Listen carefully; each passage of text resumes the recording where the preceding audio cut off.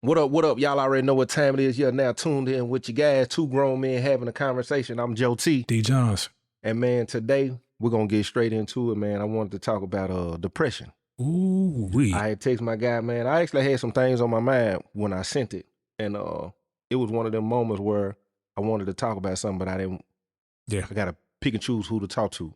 Oh, pressure, no pressure. And it sit in me. And I was like, man, let me hear my guy.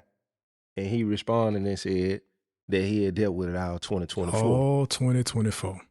So I don't know where this is going to go. Yeah. Quite honestly. Let's go there. Let me start with asking you, how do you think people can identify it? What are some things to look for if you ain't never had to have a conversation with it about it, or somebody brought it to you and described it? How can a person, because in our community, and this ain't just a conversation for blacks, and I know this universe, this for anybody, but it's a lot of people that probably be dealing with things, and sometimes how we associate strength, you get it misconstrued and you depressed. Push through it. And you thinking, I ain't talking to nobody, you doing the normal, I'm gonna be all right, I'll figure it out. Yeah. And not know what is some of the things you think a person should realize this is depression. So I think it's important to throw the disclaimer out there. This is not professional advice. Seek professional advice if you feel that you are down a path. Even if you don't know, if you're curious, seek professional advice. I'm going to be giving my experience.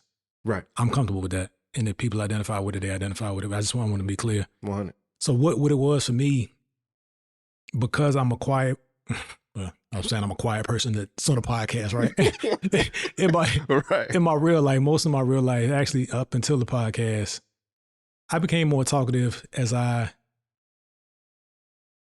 matured and as I had more responsibility at work, because you had to talk to people. Before, I wasn't a mute, so to say, but I just wouldn't waste a whole lot of words. So I'll be the person that comes in the room quiet. I'm observing everything. Me and the boys go out. I'm the one that's head on swivel because I'm watching. I'm not the party starter, anything like that. So for somebody that's already quiet, it might be it probably would have been difficult to pick it out for me if you're not around me every day. So like my wife and my family would be in a good position to see it, but people I'm interacting with, because I would turn it on and turn it off because of my role at work. But I became less talkative, and I couldn't look my wife and my family in the eye a whole lot of times. So that was kind of a telltale for me. And I would shy away from leading, which sucks. But if something came up in the house, a conversation where the father, the leader, would normally jump in, hey, this is what we're going to do, I kind of started shying away, because for me, a lot of it was my value was associated with my corporate career. When that went away, I was like, man, I realized that I hadn't spent enough time developing relationships with my family collectively and then individually to know who they are. I'm just thinking I'm creating opportunities because of money coming in. And then when that's gone and the money doesn't immediately come back in, it's like, man, I'm in my head thinking about how they looking at me. Because now, where before you didn't have to ask, dad was just showing up with trying to buy, you know what I'm saying? Now it's like, can I go to this birthday party? We ain't got it. So I shied away from conversations that were necessary, but were embarrassing to me. I'd start there. Bro, you said a lot. I commend you for that transparency right there too. That's heavy, man. Dang. And I got some more questions too. Once you realized that, what was the moment where when you said something to somebody, or somebody noticed it, or what was some of the thoughts in your mind as you was going through it, even though you were saying can't do it? What I know you were basically saying it started, I guess, attacking your self-esteem. Yeah. What were them thoughts actually on the attack of the self-esteem? Like what's really being communicated up there? Yeah, that was winning for a minute. because I couldn't show up as I normally had financially. And because I didn't have the reps in being there, like with the real intentional purpose. Good example. My children would be perfectly fine, even on a birthday, going to the park and playing as a family. I'm thinking, I can't give them a birthday party with all their friends at the go-kart track. So that's embarrassing for me, for them to have such a scaled down birthday. And I would get angry and they would feel it. Now, I'm not a physically violent or even a yeller or a screamer. Don't curse at my kids or my wife, nothing like that. But my anger is quiet. So they could read it on my face, and it got to the point where I knew that they were asking my wife about me. Like, is he, like that seems, and that kind of hurt more than anything. Well, you teaching, because I've had them moments where it's not being the superhero I'm thinking all the people view me as, and not realizing I could take their cape off and they would accept me just being as simple. Yeah. Now this I will say as a black man, because I can't relate to no other culture what that looks like or what that feels like unless we sit down and have a conversation. On top of growing up where, for me, most of the black men, everything was associated by what he could do. Regardless of anything, and listening to a lot of, though this is hard for me, bro. I ain't this one for me heavy. Listening to the music, listening to watching the movies, watching everything be associated with a man's value being tied into what he could do. So I can most definitely understand things slowing down and wondering, okay, where is this? And then this just running off. On top of, if you've never, not saying you ain't never had vulnerable moments or talked to people or been open, but to really start to understand that unfamiliar, untouched territory of that emotional, sensitive side as a man. Trying to be mindful of my delivery. Yeah. Take your time. It's not the case now, so don't run down on me. Yeah. I ain't got nothing on me now. But like corporate was good. Yeah. Financially. Right. And because of that, I found myself talking less to people about things I was dealing with at work because I assumed they would say, but your salary though. The athlete, and it's nowhere near that, but it's like the regular 9-to-5 worker looks at the athlete and says, you have no stress. It's different and you don't understand it, but there's definitely something that they're dealing with there. So I got to the point of talking to very few people that I was normally close to about things. Because I'm like, what do I look like complaining if this piece of my life is like super cool? So I didn't even have anything built in to where my guys would notice, or there was some foundation of a conversation that things were starting to trend a certain way. Yeah. Now, once I was in it and I started opening up, I found out that a couple of guys had their own version of it, and we can exchange ideas, or it's not just you, which would made me feel somewhat better. So I was on the slope in a couple different areas of life. So finances taken away got my attention with that. Realize where you are in relationships, and sometimes knowing that you're struggling in a place doesn't naturally motivate you to go hard and do better. Sometimes, like when your mind is going, it's like, well, I mean, I'm already sucks. It's gonna suck. You know what I mean? So I struggled with, am I even like worthy of my family, my relationship? Like, why is my wife, why is she going through this with me? because she was and is. Mm-hmm. And I started again to get angry about what the devil took my mind was regretting opportunities that were right before me that could have put us in right. different places. Mm-hmm. Had a cushion. I heard you say one thing that I think, if you're taking notes, if you're trying to identify it, if you're trying to figure out how to work through it, I heard you say you started having them conversations and it started community is important. Very. Yeah, community is Very. important. Do you feel like before you ran into community, you was at a place of where you acknowledged it, or it happened once you started conversing with the community? No, I think I acknowledged it pretty early. I just chose to be defeated by it initially because it was like nobody would expect me to be that. Like it's I've always felt even at a young age, like me and growing up in church, the dudes that I ran with, they used to call us too cool because none of us would smile. What that really did was taught me just don't smile. People will take you serious. So I've never.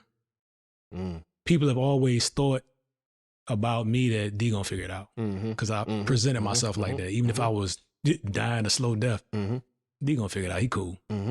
And a couple of my partners had to really tell them like, yo, I am not that. Perhaps at one time that would have been accurate, but today, nah, I ain't got it. I ain't got it to give. Yeah. Financially, emotionally, mentally, I don't have it. Yeah. And that, for me, once I admit something, I'm fine. Just like me talking like this now is because I talked like this on podcasts before. So it's easy. If this was the first conversation, it'd be a lot different. But getting over myself and asking for help is I know that's the cliche thing, but I made a post one time, I said, asking for help gives me hives. Because I just felt weak. I can dig that. Felt weak. I can dig that. I'm still like that. I'm better. I'm selective with who. Yeah. You know what I'm saying? I don't even think, now that I think about it, I don't think I really ever had a problem with asking for help. It's the community I've always been connected to. It's our, if somebody head pop up, college person, I'm gonna know, can't trust them with that they might repeat that too, or they, you know what I'm saying?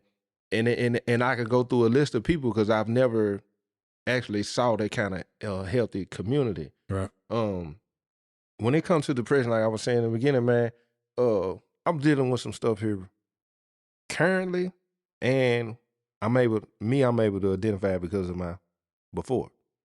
I know me. I know when like you said, I start shutting down.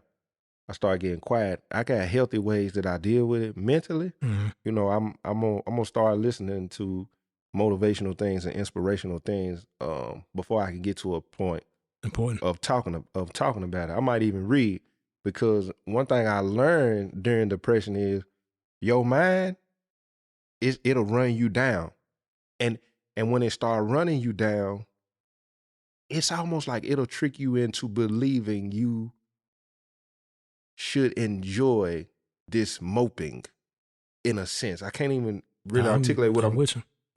It'll keep you in a place of it's okay to keep feeling sad or whatever that is. For me, it was like, you deserve this. Yeah. So sit with it. You sit with it. Yeah. Sit with it. Yeah. And it took my health. It took everything down. Listen, and that's it. And it's gonna start. I feel like it'll start attacking that first. That your health. You know what I'm saying? And that's very important, because your energy, your creativity, your motivation to deal with people, like all of that just kind of. You know, so for me, because I struggle with diabetes. I'm in a good place now, like as of the last few weeks. But 2018, I was diagnosed pre-diabetic. I think I said it. I don't know if I said it on the previous episode, but I changed my lifestyle, right? And I was doing good, doing great. Took myself off the medicine. The numbers were staying down. but I got back into chilling. Mm-hmm. And the reason I'm saying this is because I realize now that it wasn't necessarily depression that took my health down. I let my health go. So when depression hit, I was in a much worse position to even deal with it. Mm-hmm. It was easier for me to allow things to persist because I already wasn't healthy. It's like the difference between missing a week at the gym and a year. You go back after a week, it's gonna hurt. Right. After a year, you're gonna feel weak. Like Yeah. it's at least that's how I've always, my spurts with working out and being healthy is when you go back and you can't put up what you was putting up before. It's almost like it can either deter you or motivate you. Right. Right. Can you think of any, and I'm about to ask this question because once I started thinking about it currently, I started thinking back to, can I identify any moments when I was depressed as a kid and did not know? And I had one incident, I had one moment I knew this, now that I can say that was depression. It was around, I was hustling, everything was on the up and up, and everything started falling down. But not only did it start slowing down, I was starting to get in a lot of trouble, and I feel like I had a bunch of enemies around me. Now, a lot of people will say, well, you kind of brought that on yourself. It was the environment that I was in. It still don't mean that in that lifestyle that I'm living, it can't bring a form of depression. So I remember I was on a run at the time. I think I'm like 16 years old. I got no license, never had a license. Matter of fact, I didn't get my license when I got out of prison. I was 29 something years old. But I had a lot of enemies. There was a lot of chaos going on, and I remember going in my cousin's house. Her name Deb, one of my favorites. And when I walked in the house, I remember her asking me, "What's wrong? Something seemed off about you." And I think I had already been being quiet, coming in the house, kind of speaking and going on, but about my business. But normally I sit down and kick it. And I remember going in the bathroom, and I looked in the mirror at myself. And as I was looking, my eyes started turning red before I even started crying. And I remember thinking, like, I ain't got nobody. I'm on the run. I'm tired of running. The money's slowing down. I don't know what that look like as far as my friendship goes because, like you said, they gonna go on to the next. I'm thinking my status is tied into that. My popularity, my identity. Yep. Is all tied into these things that are now slowing down. And not only that, I'm on the verge of going to jail. So as I'm sitting there, I started crying, and I remember falling back on the wall and just kind of sliding down the wall. I know it sounds dramatic, but this is actually what happened. And I remember sitting there just letting it out, which felt like some form of relief because I was kind of acknowledging everything at that moment. But I got up, I remember turning the water on and trying to make sure they weren't gonna be able to tell when I walked out. Because they knew me as Boo. Like you know what I'm saying? But I knew she had been noticing it. So I walked back in the living room and she looked at it, she like, "You been crying?" She was like, "What's wrong?" And I opened up just a little bit and it freed me up a little bit. I was like, "Man, I'm tired, cuz." I was like, "I'm tired of running." I was like, "And everything that's going on." And she said, "Turn yourself in." And I want to pause right there because that turn yourself in, not just go to jail. When I think about it now in this moment, you turn yourself, like, initiate that conversation, that acknowledgement, that turn yourself in versus living in it, because that's I was starting to live in it, and but I did tell her, and my response was, I can't do that. I can't do that. And it's a lot of people who's struggling with depression, anxiety, all kinds of things. It could be suicide. It's so many things you're struggling with. And really what you done is what I said in that moment. I can't do it. And you handed over the reins to your fight. Yeah. Yeah. And that in that moment, that I think when I look back at that, that's the first time I can acknowledge, I can realize I was 15, 16 years old at the time. I got a child, never had a father figure. I'm in the streets full-fledged. I'm running from the police. I'm doing everything you could think of except drugs. And thinking this is my sense of normalcy. And now I think that was my first time. My second time realizing that I was facing life in prison. I was on 23-1, which is you sit in cell 23 hours a day, you get out 1 hour a day, and I'm facing life sentence, literally. Somebody lost their life. I hadn't even really realized in about 2 years of fighting the case what I had done, what I was involved in at all. To me, it was the way of life. Yeah. When you in that, you respect what come with the life. So I hadn't really registered. Somebody lost their life. His son will never see his child again. And then I started thinking about, I ain't finna see my child unless it's, her coming to visitation. And I'm thinking about my mama and that was the first time I started thinking, all that stuff you did in the streets, that could come back on your people. Like, it's people you hurt and done stuff to. You done threaten people. You got family out. Like, I really started registering all these things. And again, I broke down, slowed down on eating, just sitting light off all the time, covering my window up. It's dark in here all the time. I started gaining weight. As you can see, these stretch marks, I started gaining weight. I got up to like 235. I didn't have a clue what was going on. And it was an officer, Chris, he used to come back here and talk to me, give me the word here and there. And then it was a woman, I like to say she was like a therapist, Miss Lane. She started coming back and having conversations with me, and I started opening up. And she kind of told me, and I was depressed and didn't have a clue. I've never had these kind of conversations with my mama, uncle, daddy, even though he locked up. I know he still called. I had never had a conversation with anybody about depression. I'm sure my mama has been depressed before. Like, you never asked. Like, you never thought, something could be as many calls as you have. And I love my mama to death. Don't get me wrong. I'm just saying, bring the awareness. You might have somebody around you that's struggling with something that just might not even know what it was. You might be in a place in your life where you done acknowledged these symptoms or knew what it was and found your way out of it, and you ain't took the time to kind of shine that light and open it up to somebody else who probably sitting in depression right now. We never had those. So our upbringing is contrast. I think that's clear if anybody's watched the other episodes. And I'm making that point because those conversations never happened in my house either. In a seemingly two-parent functioning, and it was, but it just wasn't a common thing in my household, in my experience, to talk about feelings like that. And it might be newsflash to my parents listening to this, honestly, because I never, and that's the thing that we got to be cautious of, is pushing everything to prayer. Come on. In a sweeping motion. I don't think there's a thing that prayer can't fix, but I'm going to pray for you when I'm actually dying inside. That's heavy.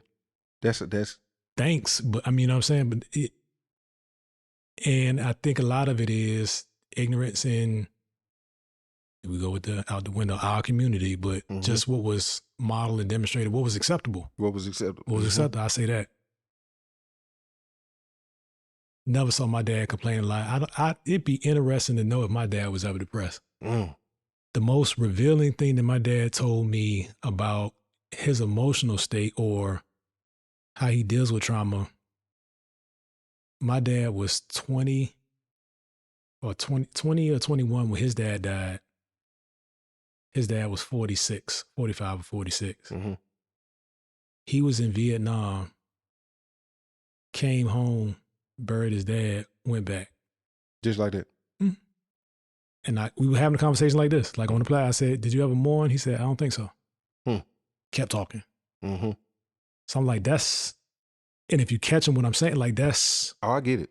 My mama, my mama is kind of cut that way.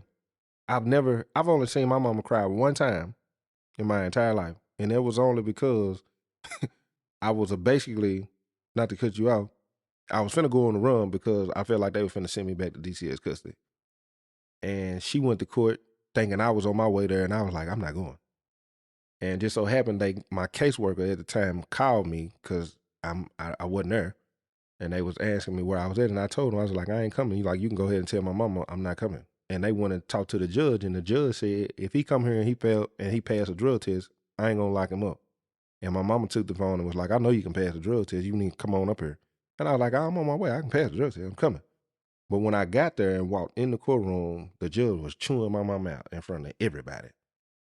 And she turned around, and that was the first time I had ever seen my mama shed a tear. Wow.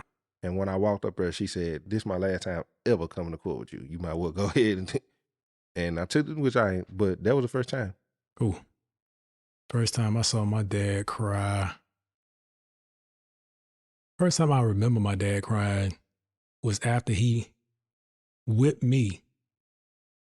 I was in 7th grade, and I got in trouble at school. It was something that happened at school, and my grades was bad, and I came home and ran away. Ran away. Literally went around the corner twice. Went around a couple. I was on a run. That's Nori. Yeah. That was me. It was my Nori time. Yeah. Which this funny how it's kind of, but I understand now as a parent, like the disrespect that is, especially in a home that wasn't broken. Mm-hmm. I guess I was making a statement, and when he came, he found me like just driving around, and I had my bag. I had a duffel bag, couple of clothes, a can of beans, and my Rambo knife. You was out of there. I was on the run. Yeah. I was on the run. And got back home, and he whipped me. And then he went in the next room. I heard him crying. And he came in and apologized to me. He was like, that was so degrading to you. Because I'm like 5'11". Mm-hmm. I'm not a man, but it's you have to allow it to happen, the size that I was. And he was like, I'll never discipline you like that again. He said, if anything, next time we'll square up. And I never needed a whipping after that. But like that was one time I saw him cry, but I never saw him cry at a funeral. Mm-hmm. His mom and anybody in the family, like I never saw that. He cries now out of joy. Mm-hmm. And our relationship is like he's top fan of the show. Mm-hmm. Big fan of yours, by the way. What up? I want to meet him. I want to meet him. Stick around. For sure. Stick around. They'll be here for graduation. Bet. But he looks at it through a certain lens. Like, and he's all his life Christian and things like, but he's kind of gets it. He ain't gave me feedback on Blind Loyalty yet. I'm like, okay. he was about to watch it when I called him. Yeah. He's like, I just turned it on. I said, give me your feedback after that. Bet. But yeah, I never saw him down. Mm-hmm. Like my dad never called out of work. Dang. Like he the only time I saw him out of work sick when he had surgery. Yeah. But other than that, never saw. So I don't know what I know some things now that he's gone through because I'm open about what I'm going through. Mm-hmm, mm-hmm. He's like, son, I've been there. Yeah. And that's great. I think the opportunity is like for me and my son, not for him not to get there is the opportunity. Mm-hmm, like it's great that you have a relatable experience, but I would rather not both of us have the experience if one of us already had it. Yeah. That kind of thing. Got you. Do you think it's important as parents now to, me and my daughter has had some conversations. Some of the conversations she's brought to me where she needed to vent, it was at a place, I feel like it was, I have to say something more so than, I'm gonna go talk to my dad about this before it got to the you know what I'm saying? Do you think it's important? I think it's important to check and ask your kids. Mm-hmm. Do you think it's important because what you just described, it sounds like it is a time and place for things. But at the same time, this generation is different too. Yeah. Different challenges. Yeah. you should be checking and answering it. And I know a lot of times your kids just don't want to open up to their parents. Like they'll talk to somebody else before they talk to their parents. They treat us like we're the enemy. Yeah. But it's important to have that open dialogue. Do you think it's important to share your struggles and your testimonies? That's a big part of the platform. Yeah. And it turns some people off because like, man, you always talking about you messed up. Yeah. Because somebody else is probably messing up or is about to mess up. Facts. Why would I waste mine? Right. But yeah, it's a lot of times it comes in funny stories that they're funny retelling, but they could have had dire outcomes. Like when I told my son, when my car got shot up, he was like, "What?" And as I'm thinking about it, especially thinking about the life that he lives, of course that's like right, extremely foreign. Right. It should have been extremely foreign to me, but like I said before, I chose closer proximity to crime and chaos than I should have. But my senior year, I just graduated summer after my senior year. One of my partners called me. Actually, one of my partners called me and said another one of my partners had a problem. And God rest his soul. God rest his soul, right? So I knew the person that called me felt some kind of way because they wouldn't have called me. And I knew he was going. So now I'm going. I'm going to put the people in my car that I know we can bang with. I mean, throwing hands because that's what it was at that time. So I get in my car. We go up there. 2 cars. A couple of things happened that just were off. Number one, the guy that had it was over a girl. So key takeaway. Yeah. Somebody else's girl is typically not worth it. Yeah. In a lot of cases. Right. He stops about 5 minutes from where we were going to meet up and calls her. Me and my ninjas, we round the corner, tell your people be ready. I'm like, wait a minute. They know we ready when we get there. Right. Right. And the Royal Rumble ensues. So we get up there, the one car, my partner with the guy that had the problem was a car full. They drove up. They drive down the street. It's like a long street with a cul-de-sac at the end. And they were parking and walking back. Spidey senses went off. I was like, nah. You're right. Dudes jump out the bushes on us next to my car. Cocks the hammer on me at the window, but walks to the back. And at the time, we say, commercial break me, please. Commercial break me, please. My pops, it's first world problems. My pops had got me a Camry, 88 Camry, DX, no power, no nothing. That would stall sometimes when you hit the gas. Guess what happened? Stop. Number one, my boys were telling me that they had to tell me to take off because it was like, yo, you was locked out. I had my back, my little mini Louisville. So we was going, you know what I mean? And then when he cocked the gun, I was like, oh, we don't actually have guns. Time to go. So I hit it. So it stalls out. He walks to the back of the window. I don't know if he walked to the back or when it finally took off, he started squeezing. Shot out my back window, hit my boy in the shoulder, just grazed him. I shouldn't hit my boy in the shoulder. And we leave the scene, but everybody is in the car talking about, take me somewhere to get a gun. My conscience kicks in. I'm like, you need to go to the hospital. Right. Take him to the hospital. And it's like, you don't realize everything that's going on until the moment gets quiet. So get up there, my parents come. They're freaking out.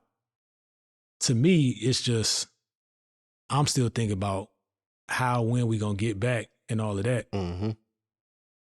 My point is, you got to be mindful of talking to your children because by all assumptions, I should have never been in that situation. There was no expectation that I was going anywhere near danger, but I was. And that's not a knock on my parents. We just didn't have that kind of I wasn't open with them because I didn't think they relate to my experience. So yes, I'm open with my kids about, yo, I did some dumb stuff. Yeah. This is it. Thank God I'm here to be a father. Right. But I probably shouldn't be. Right. Yeah. I can think of a moment when I realized I never had that kind of open dialogue. I was in the cell with my daddy, and I had got molested by a family member when I was like 9, 10 years old. And to me, which I feel like led to promiscuity. How you say it? Promiscuity. Excuse me for anybody. That's the one thing they're gonna hear. Yeah. I feel like that's what made me start chasing. It was almost like an addict the first time they hit some dope and realize, and they think they can get that same first feeling again. Yeah. And I'm in the cell telling I'm sharing stories, and that story come up, and I tell him about it. And as I'm telling him, I'm saying it like then she came in the room, and the whole time his face was just kind of scrunched up. Yeah. And I'm noticing as I'm talking, I'm like, he not enjoying this like the rest of them. Right. So by the time I finished, he was like, who did that to you? And it was his tone. Yeah. And I was like, what's up? He was like, you know that's wrong, right? And when he said it, this wasn't kicking it with my bros, kicking it, thinking, he was like, that's rape. And then he started explaining things to me. And in that moment, I'm sitting here like, if I would have said this to anybody else, it probably would have been swept under the rug. It would have been, it ain't what you think. We probably would have laughed. Like, what? This was the first time I was like, I ain't never had this kind of conversation back home or felt like this is how things were going to go. I'm kicking it with you like this because I'm thinking, you know what I'm saying? I ain't never had no open. And still, me and my mama, we still like that today. Honestly, if I hit her up on something serious, I don't know if it scare her, bro. I don't know if it worries her when she hear me expressing I'm down or I'm trying to figure something out or things that she just don't want to accept her kid is going through, even at 37. And it seemed like it keeps her from encouraging me or pouring into me or trying to get to a point of relating or sharing something from her.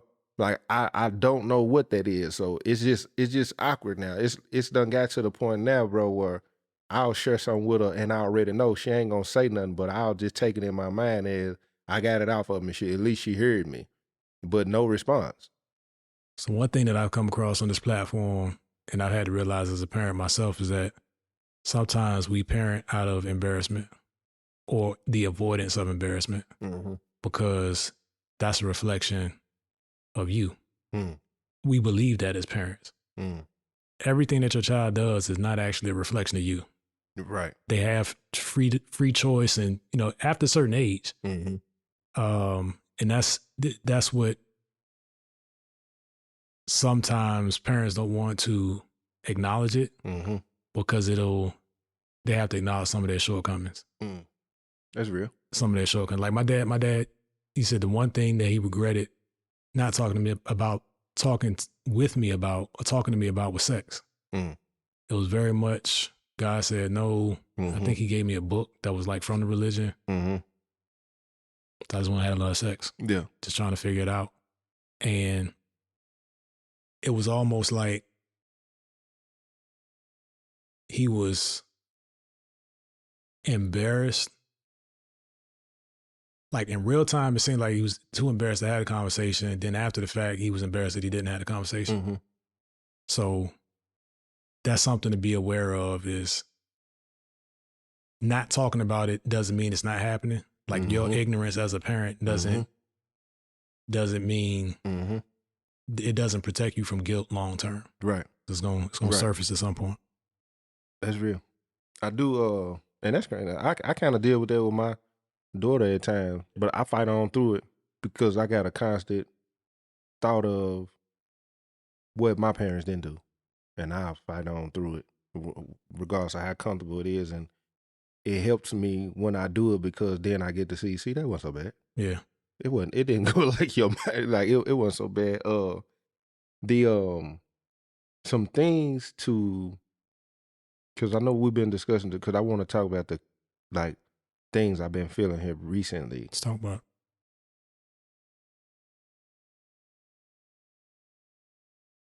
I had an individual counseling therapy session last Tuesday, and during the session, I was just explaining basically, sometimes at this point, I don't know what's real. And as I'm going and I'm explaining these things, that he responded and said, what you describing is success.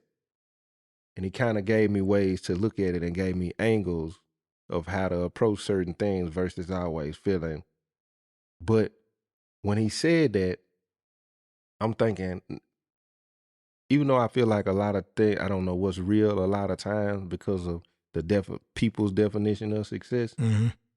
there are other things playing in a part of that, and thinking, going back to the value, the money, I have to keep this up now in order to whatever bonds or things that's, you know, and yeah, and that's tough.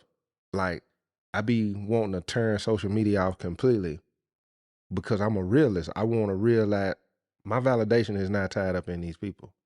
It's not tied up in the comments. It's not, all of this is good. It's cool when your heart and stuff is in the right place, and you making money to take care of your family, and you doing other things to give back.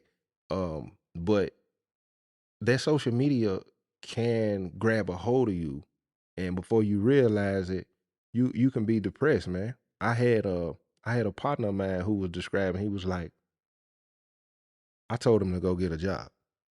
My man responded and said, then everybody gonna be like, you got a job? I said, so you rather stay because you trying to keep an image up for people? He was dead serious. It was scary he was dead serious.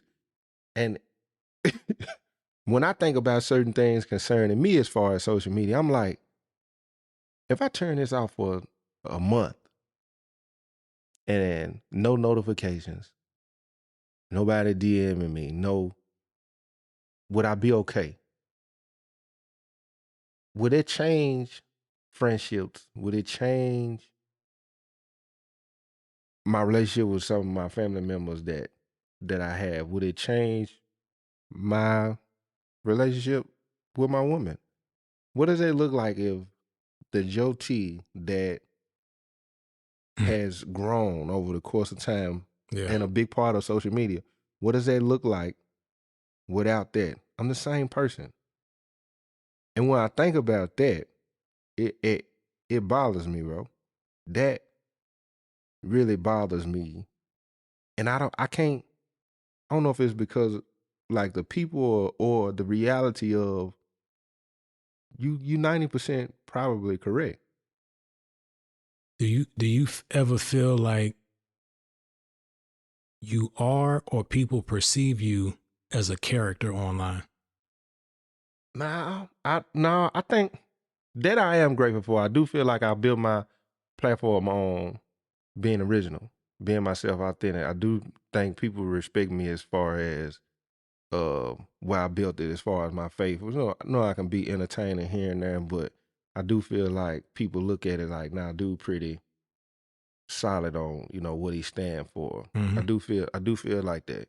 I just feel like it's just so superficial. Even with that, it's still just a matter of a fall off. Them same people that rooted for you will be the same people that say, look at him now. That's crazy. And it all go, no refuge, bro. That's what it's boiling down to.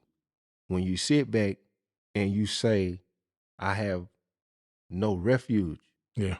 It's me. It's literally me, bro. Like, I know I got people. Don't get me wrong. I have people. I do. I feel like I got you, bro.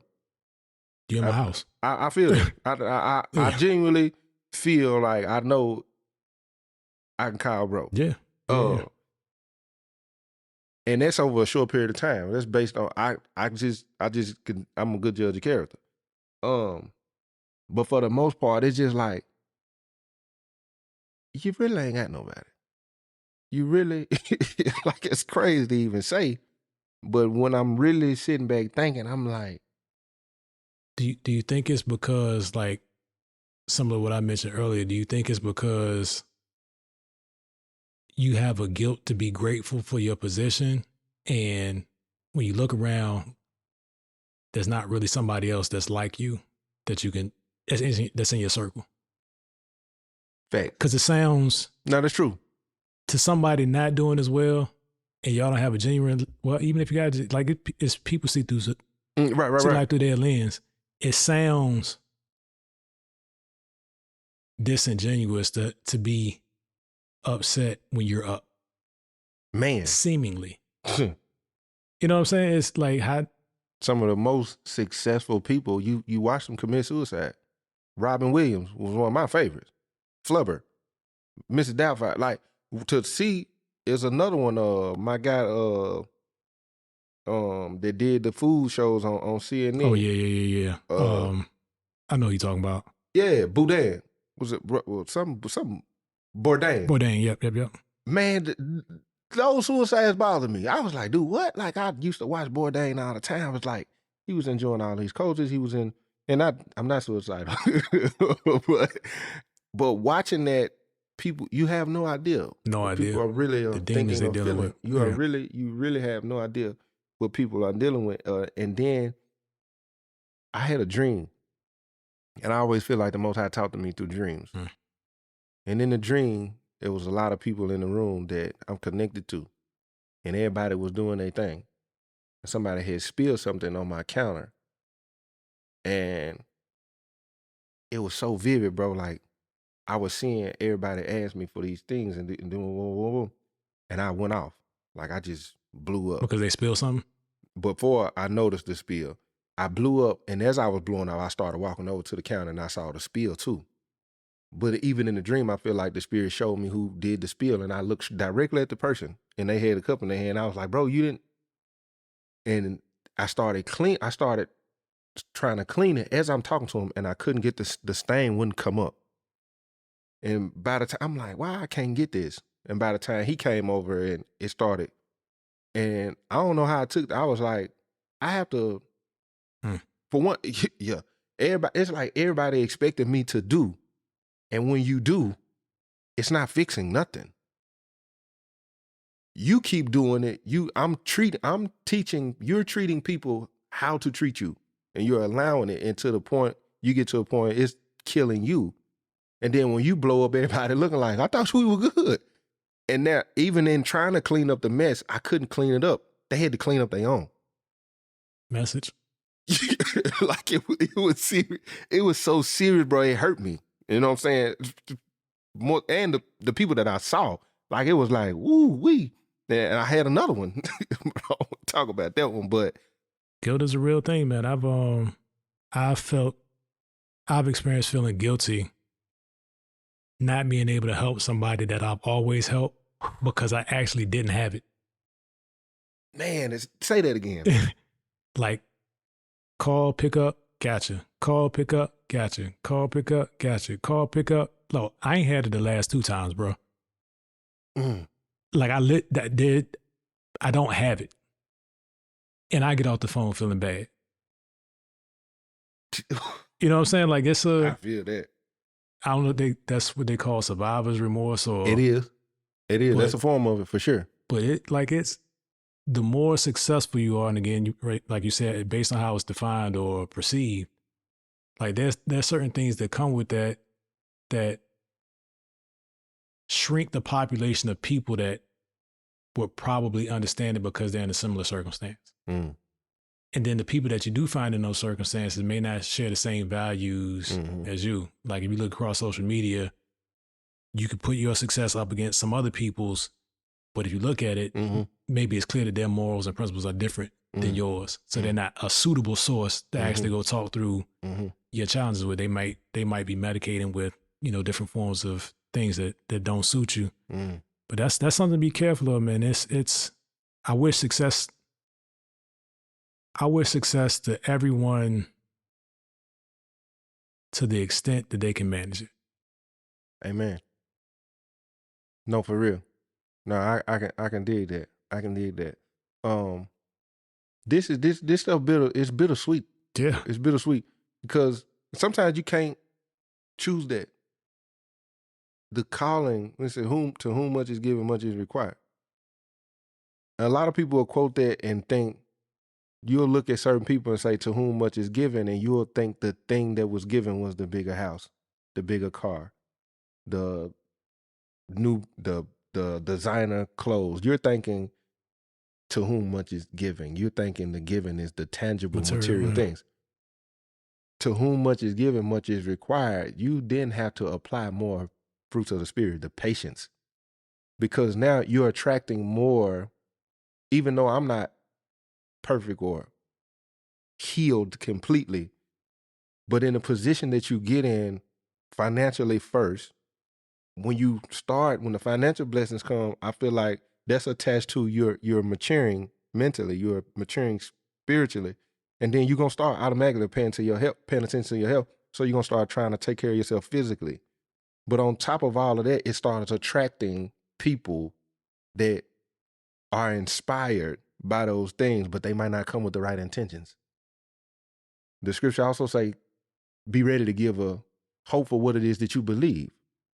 And the only way you're going to be able to do that is you're going to have to keep the mindset of you were a ransom. They came on the basis of seeing the glitter. Mm-hmm. But you have to keep in your mind, but to whom much is given, much more love is required. Much more patience is required. Much more long suffering is required. Because these people that you attracted look once like you did. And now you're getting frustrated in, you're giving them things, and a part of you, I'm talking to myself first, mm-hmm. hold yourself accountable because of pieces of you was probably buying love.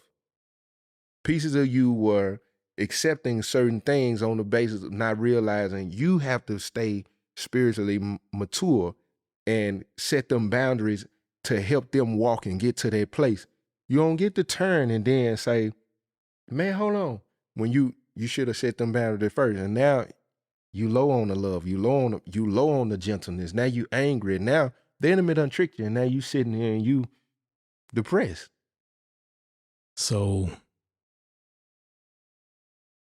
minor angle adjustment on what you just said. Mm-hmm. We got to be mindful of when that initial giving, when we come into a position where we can't give, is not done in vanity. Pride. I'm big dog now. You preaching? I'm big bro for real. I received it.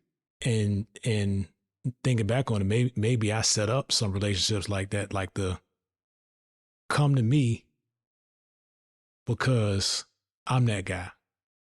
Yeah. And then when it's taken away, I'm not really mad at you. Mm-hmm. We conditioned each other for the exchanges. However many it was, however long it lasted. we conditioned each other. We did. Nobody robbed me. It wasn't, I didn't pick up the phone and say, hey, are you low? Yeah. I didn't do that. But it was when I could no longer do it, I had to check myself like, man, why was I actually doing it? That's real, bro. Because if it was about me having, mm-hmm. me giving based on what I had mm-hmm. in a pure sense, mm-hmm. but now it's like, man, I wonder what they think of me now. I can't, bro can't, you know what I mean? Yeah, that's a part of growing too, man. That process is beautiful when you're able to receive it and get in front of it, because even though you can be blessed financially, you can be in a better place spiritually. It's still certain things you have to experience to understand how to handle them. Yeah. I've never had legal money.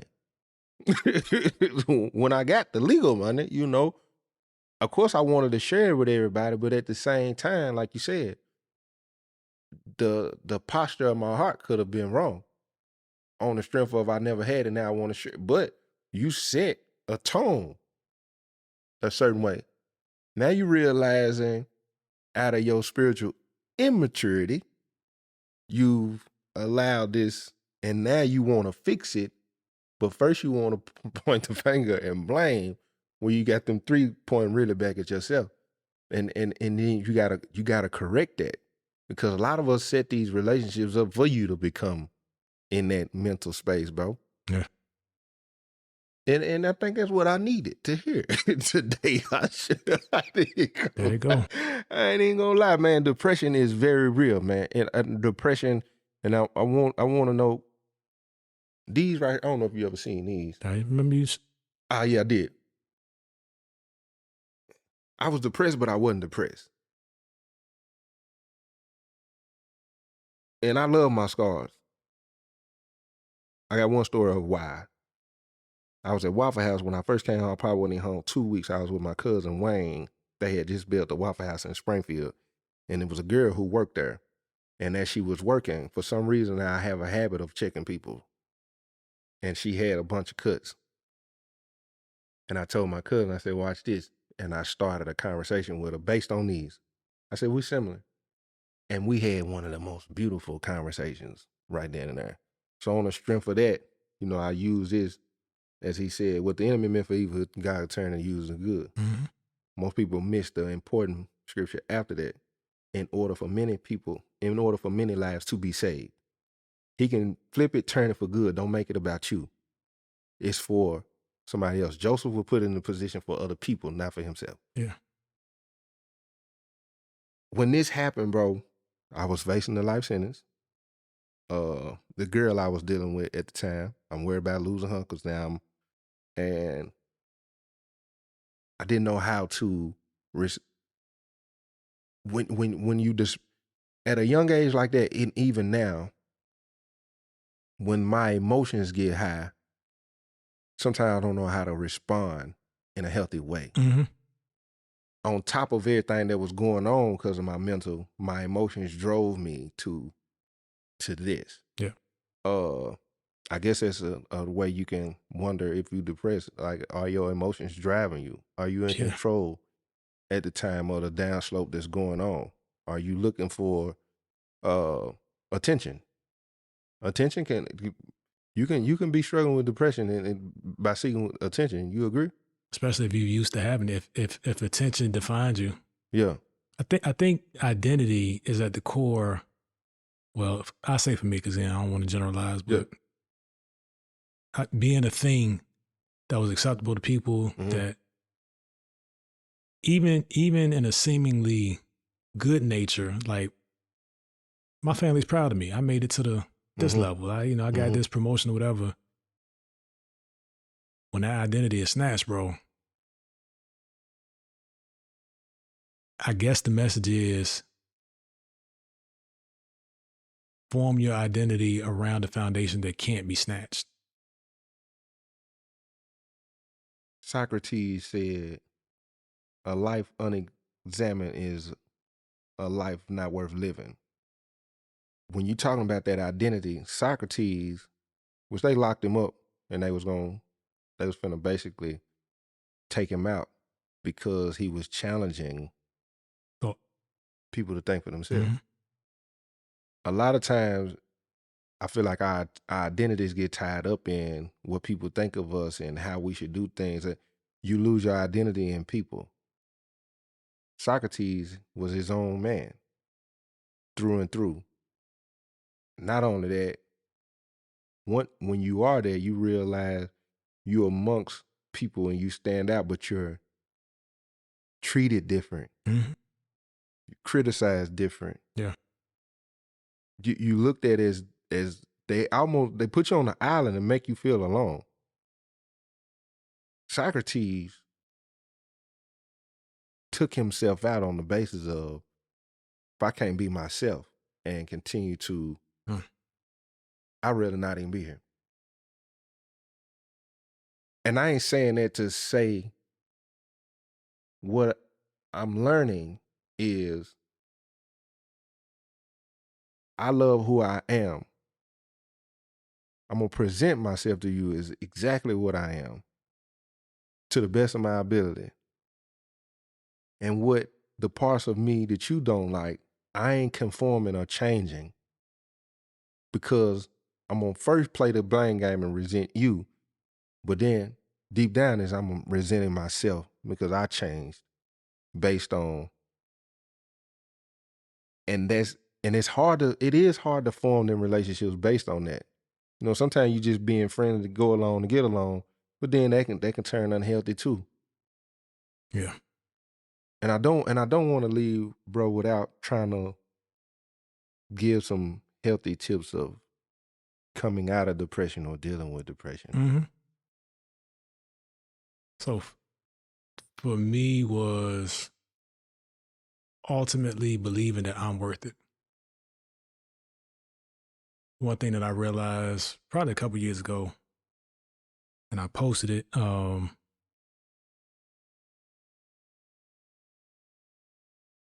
showing up as 70% of you, 100% of your time, 100% of the time for your family is still robbing your family. Mm. If I'm always going to give my family 70%, I'm robbing them. Mm. I got to get to the 100 so that they have the full benefit, full value of me. And I never, and that's kind of one of the dangers, at least in the corporate sense or whatever you're chasing. It doesn't have to be corporate. Men, because that's the only lens I can speak through, is to suggest that you're doing something for your family. Mm. Sometimes it's a selfish cover up for what you really want. Mm-hmm. That's what it was for me. Mm. Now I got to do this. I got to be this guy, and I ain't care nothing about that. Yeah. And it's not that they were ungrateful, but if it was about me achieving some fictitious title, and I call it that in hindsight, it was a very real, very responsible title, Mm-hmm. or knowing what their favorite color was, or knowing what they're studying in school, or knowing that they had a recital this weekend, or knowing that they like soccer now instead of baseball, they would have took the latter. That's real. That's real. One of the things I'm gonna say that I do, if I'm feeling down before I get to that I work out. Mm-hmm. Yeah. I start working out. I feel like it's good for my mental. I feel like I start, that energy and get some kind of motivation. It could be something that simple. I don't know how heavy things are for other people. Once I start working out, I'll start talking eventually. For me, I think that's what it is. I like to read too. I like to read. What I don't do is start listening to certain music. I was about to say, yeah. I do not feed it. I don't feed it. I won't listen to certain things on social media. I won't start searching certain things. Because you'll find it. You most definitely. You'll find whatever you need, whatever you're looking for to fit your mood or to justify your mood, you'll find it. Yeah, it's waiting on you. It is. I promise you, it is waiting on you. Spiritual warfare is real. And trust me, if you going through it, if you believe, trust me, they see what you're going through, and what you're looking for is waiting for you to come to push you on down further. Yeah. Yeah, to push you on down further. And be careful of,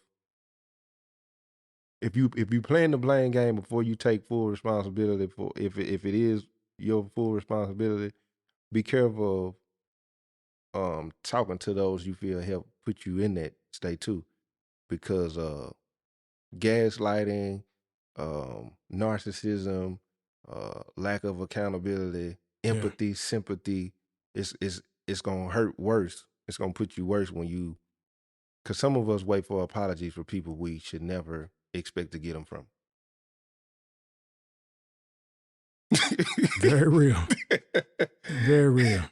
And man, with that, bro, I ain't got nothing else to say, man. I'll say this: if you're going through depression, like my guy said in the beginning, seek professional help, man. We just having a conversation based on our experiences. If you're not in a position to seek professional help, at least start talking. Because one person in my life told me, I'll never forget, when I was going through a lot, they said, whatever you do, don't quit talking.